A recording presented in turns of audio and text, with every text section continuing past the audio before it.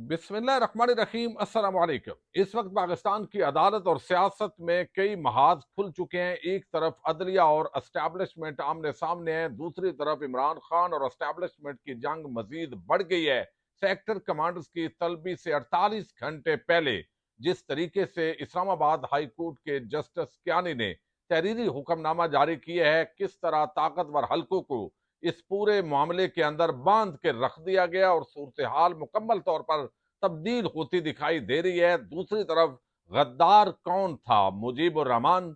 या फौजी एस्टैब्लिशमेंट, इस हवाले से इमरान खान ने भी एक नया पंडोरा बॉक्स खोला है। बड़ा आम वीडियो जारी की गई है और साथ ही जो है वो बहुत कुछ जो है वो तहरीर करके बयान किया जा रहा है। इसकी वजह क्या है और इसका जो अल्टीमेट ये जो जंग है, इसका कंक्लूजन कितना खतरनाक जो है वो होने जा रहा है, इस पर हम आज की वीडियो के अंदर बात करेंगे। अगरचे बहुत सारे लोग दरमियान के अंदर किरदार अदा करने की कोशिश कर रहे हैं कि मौजूदा जो हुकूमत है या एस्टैब्लिशमेंट है वर्सेस तहरीक इंसाफ, ये जो एक महाद खड़ा है, ये पाकिस्तान के मफाद के अंदर नहीं है। लेकिन ऐसे लगता है ना तो इमरान खान पीछे हटने के लिए तैयार हैं और ना ही फौजी एस्टैब्लिशमेंट पीछे हटने के लिए तैयार है। और अल्टीमेटली ये जो टकराव है मुसलसल बढ़ रहा है। पिछले 2 सालों के अंदर हमने देखा है कि जिस तरीके से इमरान खान और तहरीक इंसाफ के खिलाफ मुकदमात बनाए गए और खास तौर पर 1 साल से जब 9 मई के वाकयात रूनमा हुए और उसको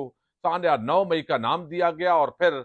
उसके अंदर बहुत सारे बेगुनाह लोग जो है उनको भी धर लिया गया, जिसकी वजह से ये तासर कायम हुआ कि मकसद असल में जो है वो 9 मई के वाकयात का तदारक करना नहीं, बल्कि असल मकसद तहरीक इंसाफ और इमरान खान को किनारे लगाना है। और ये तासर भी दिया गया कि इमरान खान खत्म शुद्ध टाउट सहाफियों ने इस हवाले से कैंपेन चलाई, लेकिन पाकिस्तानी अवाम ने 8 फरवरी को ये तमाम बयानियां धबड़धुस कर दिया, बजाय उसके कि उस वक्त पीछे जो है वो अवाम के सामने जो है वो सरेंडर कर दिया जाता, आइन और कानून को तस्लीम कर दिया जाता। फिर भी जबरदस्ती खाऊ कबाइल को 47 फार्म के तहत जो है वो पाकिस्तान के अंदर इकतदार दिया गया, जिससे अवाम में तहरीक इंसाफ में मजीद गम और गुस्से के अंदर इजाफा हुआ है। अब जिस तरह मरियम नवाज की हुकूमत और एक तासर देने की कोशिश की जा रही है कि इमरान खान की जो जमात है ये तो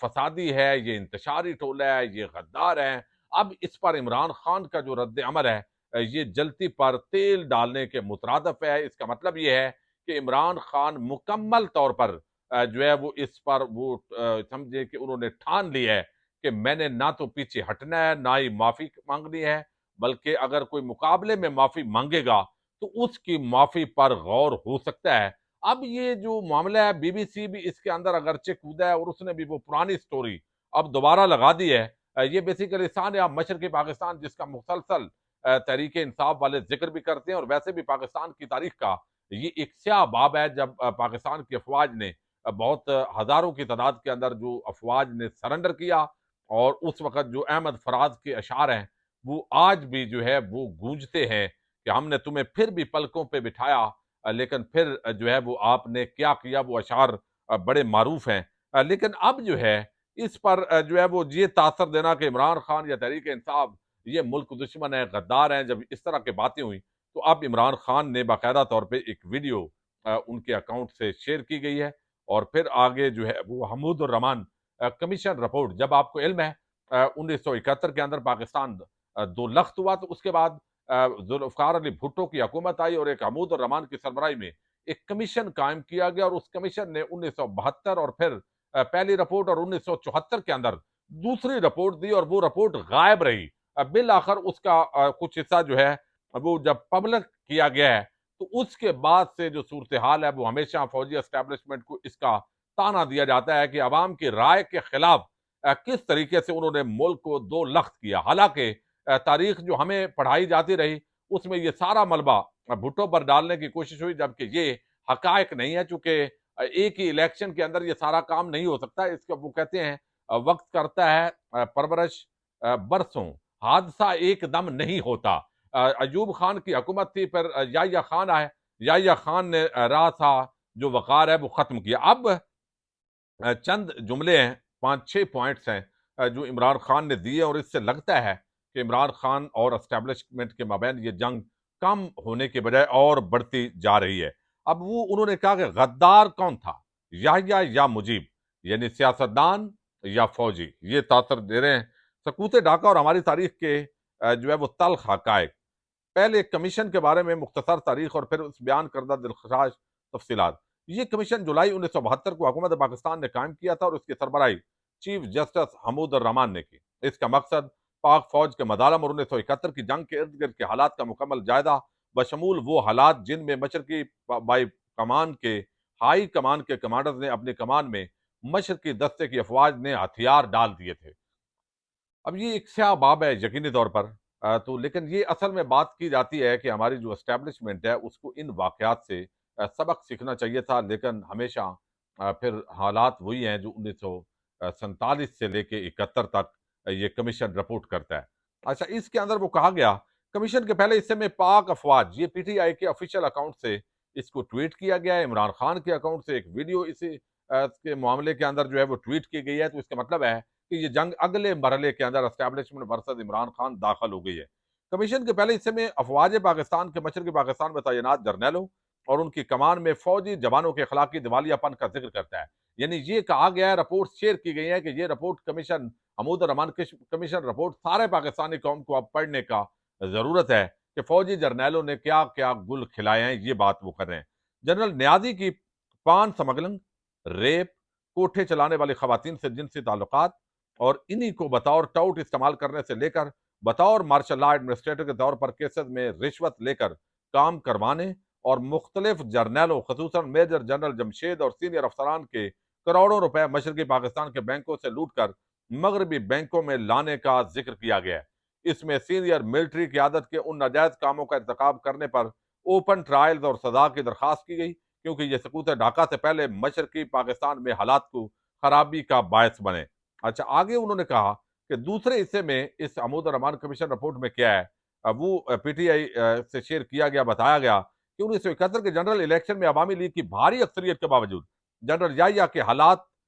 کے حکم پر اسمبلی کا اجلاس مؤخر کرنا عوامی لیگ کی مسلح بغاوت کی وجہ بنا۔ اس تحریک کو ختم کرنے کے لیے پاک فوج نے 29 مارچ کو شب بدنام زمانہ کی بدنام زمانہ آپریشن سرچ لائٹ کا آغاز کیا، جس میں 25 اور 26 مارچ کی شب میں بے حسی اور آتش زنی کے قتل، دانشور پیشہ ور افراد کا قتل عام، بغاوت کو روکنے کا بہانہ بنا کر ایسٹ بنگال ریجمنٹ کے افسران کا قتل عام، بزنس مین اور انڈسٹریلسٹ کا قتل عام اور ہندو اقلیتوں کا قتل۔ بہت بڑی تعداد میں پاک فوج کے افسران اور جوانوں نے بنگالی عورتوں کا ریپ کیا اور سب کو اجتماعی قبروں میں دفن کیا۔ یہ سلسلہ آج آپریشن کے آغاز سے جنگ کے اختتام تک جاری رہا۔ یہ حمود الرحمان کمیشن رپورٹ جو ہے وہ شیئر کی گئی ہے اور بتایا جا رہا ہے کہ آج کے حالات میں اور اس وقت کے حالات کا جو موازنہ ہے وہ کرنے کی کوشش کی جا رہی ہے۔ پھر بتایا گیا کہ اس کمیشن میں 25 مارچ کی شب اسلحہ اور بارود کا بے دریغ استعمال کیا گیا، جس میں 2 رہائشی ہال پر مارٹر گولے مارے گئے، جس کی وجہ سے بہت سے طالب علم ہلاک ہوئے۔ بہت سے جونیئر آرمی افسران لوٹ مار فائرنگ سکواڈ کے ذریعے سر عام قتل کرنے سے لے کر بنگالی افسران اور عام لوگوں کے بغیر جانچ پڑتال یا ٹرائل کے غائب کرنا، سینکڑوں کی تعداد میں قتل ایک افسر کے اشارے پر کیے جاتے۔ مختصر یہ کہ بنگالیوں پہ اپنی سرزمین تنگ کر دی گئی، جہاں ان کے جان و مال، عزت، ہر چیز لوٹی گئی۔ یہ بتایا گیا جی۔ کمیشن کا تیسرا حصہ جو ہے پاک افواج کی سینئر قیادت کی بزدلی، ان کی ناقص حکمت عملی اور غلط فیصلوں کی وجہ سے سقوط ڈھاکہ کی وجہ بننے والے عوامل پہ روشنی ڈالتے ہوئے ان کا کورٹ مارشل کا مطالبہ کرتا ہے۔ جنرل نیازی ڈھاکہ کا دفاع اپنی ناقص حکمت عملی کی وجہ سے نہ کر سکے۔ میجر جنرل رحیم مکتی بانی کے ڈر سے اپنے ہی جوانوں کو میدان جنگ میں چھوڑ کر بھاگ گئے، اور یہ ان کی بزدلی اور اس طرح کا جو ہے وہ معاملہ اس کے اندر ذکر کیا گیا ہے۔ یہ کمیشن یعنی اسی طریقے سے یہ بہت ساری چیزیں بنیادی طور پہ بتایا گیا کہ عوامی رائے کا اس وقت بھی جبر سے دبانے کی کوشش کی گئی اور آج بھی دبانے کی کوشش ہو رہی ہے، اپنی انا کے لیے کسی حد تک بھی جانا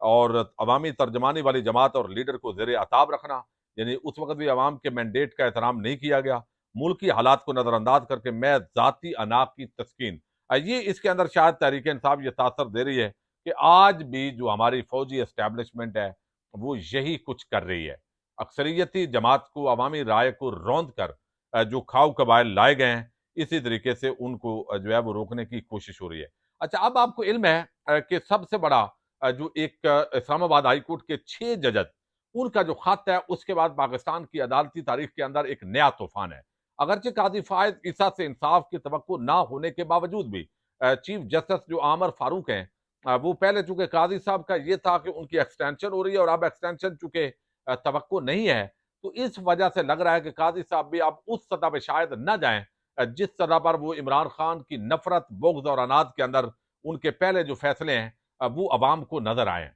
अब दूसरी तरफ चीफ जस्टिस इस्लामाबाद हाईकोर्ट के आमर फारूक, उन्होंने इंतहा की, यानी इस्लामाबाद हाईकोर्ट पे हमला किया गया लेकिन उन्होंने सहूलतकारी की। उन्होंने 8-10 ऐसे इकदामात हैं जिसके अंदर उनकी बगैर वो सहूलतकारी नजर आई, जहां पे आइन, कानून, इंसानी हकूक की बाकायदा धज्जियां बखेरी जा रही थी और वो लंबी लंबी तारीखें दे के बाकायदा उसके अंदर जो है वो तहरीक इंसाफ का ये मौकफ है कि वो सहूलतकारी करते रहे। फिर इमरान खान के केसेस के अंदर कहा गया कि आप मत बैठिए, इसके बावजूद वो करते रहे। लेकिन फिर 8 फरवरी को जो अवाम ने मैंडेट दिया, उसके बाद जजेस को भी लगा कि जो कुछ हमारे साथ बीती है अब वो अवाम के सामने लाने का वक्त आ गया है, तो लिहाजा अब वो उन्होंने सही तीर निशाने पे लगा। 6 जजेस ने जो खत लिखा, उसके बाद आमर फारूक को अपनी पड़ गई और उन्होंने अपनी इज्जत को बचाने के लिए, जो बची खुची जो साख थी उसको बर्बादी से बचाने के लिए वो बगैर जजेस के साथ खड़े हैं। लेकिन दूसरी तरफ अब जस्टिस कियानी है, एजेंसी का जो रोल है वो इस वक्त अदालत के अंदर डिटरमन हो रहा है। जो लोगों को अगवा करना,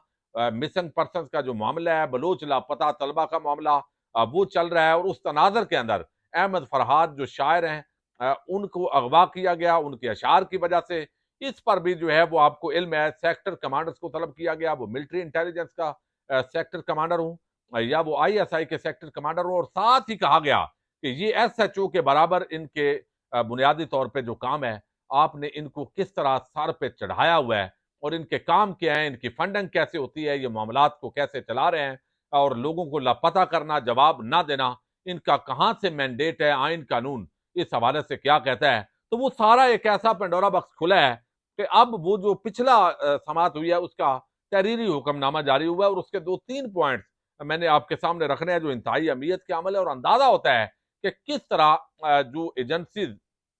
इस वक्त काम कर रही हैं और अटार्नी जनरल ने जो वहां यकीन दहानी करवाई है, अंडरटेकिंग दी है, वो अमल दरामद कितना करते हैं। लेकिन बहरहाल जो है वो इस तहरीरी आर्डर के अंदर उसको लिख के बाकायदा तौर पे घेर लिया गया है। इम्प्लीमेंटेशन कितनी होती है ये तो वक्त साबित करेगा, चूंकि पहले भी इम्प्लीमेंटेशन तो नहीं होती थी। और इसके अंदर जो है वो अटार्नी जनरल ने एक तहरीरी यकीन दहानी करवाई है और अंडरटेकिंग दी है। इसके अंदर उन्होंने वादा किया कि हर वो फर्द जिसके हवाले से लापता होने का इल्जाम है वो अपनी फैमिली के पास वापस जरूर आएगा। अटॉर्नी जनरल जी ये स्टेट और लॉ इन्फोर्समेंट एजेंसीज की तरफ से इस्लामाबाद हाई कोर्ट को अंडरटेकिंग दी है, तो ये ज़रा एजेंसीज के बिहाफ पे और हुकूमत के बिहाफ पर ये अंडरटेकिंग दी गई है। बलोच लापता तलबा केस में अटॉर्नी जनरल ने ये यकीन दहानी करवाई। अब यहाँ पे जबरी गुमशुदगी अफराद से मुतल्लक DGI, DGMI और DGIB पर मुश्तमिल कमेटी तश्कील देने के हुक्म में इस्लामाबाद हाई कोर्ट ने कमेटी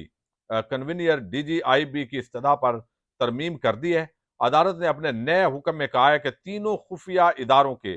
सेकंड हाई लेवल के अफसर कमेटी के मेंबर बन सकते हैं। FIA और CTD को भी अदालत ने कमेटी में शामिल करने की इस्तदा मंजूर कर ली है। तो ये जो लापता अफराद का जो केस है इसके अंदर भी जो है वो आज इसका जो तहरीरी हुक्मनामा है वो जारी हुआ है और उसके अंदर जो यकीन दहानी करवाई गई है वो भी आज जो है वो उसका हिस्सा बना दिया गया है। इससे अंदाजा होता है तो लाइव ट्रांसमिशन का भी हुक्म दिया गया है। अब देखते हैं हुकूमत कोई टेक्निकल बहाना बनाती है या लाइव ये प्रोसीडिंग होती है। सेक्टर कमांडर जो है वो इस्लामाबाद हाई कोर्ट में पेश होते हैं। अभी तक तो हम यही समझेंगे कि उन्होंने पेश होना है और पेशी से पहले ये जो तहरीरी हुक्मनामा है ये इंतहाई अहमियत का अमल है जिसने बहुत सारी चीजें जो है वो खोल के रख दी है पूरी सूरत हाल को। तो इससे अंदाजा होता है कि मामलात मजीद जो है वो अब बेहतरी की तरफ भी जा सकते हैं और खराबी की तरफ भी बढ़ सकते हैं। बेहतरी की तरफ तब जाएंगे जब एजेंसी जो है अब वो बाकायदा सेक्टर कमांडर पेश हों और अपने आईनी किरदार की वजाहत करें। अगर ऐसा ना हुआ तो मामलात बिगड़ते हुए बगैर दिखाई दे रहे हैं। बहरहाल ये एक बड़ी डेवलपमेंट है। लापता अफराद का मामला पहली मरतबा जो है वो जजत ने उठाया और फिर एजेंसीज की जो मुदाखलत है उस पर खुलकर जो लड़ाई है वो मजीद आगे बढ़ रही है। पाकिस्तान जिंदाबाद, पाक फौज पाइंदाबाद।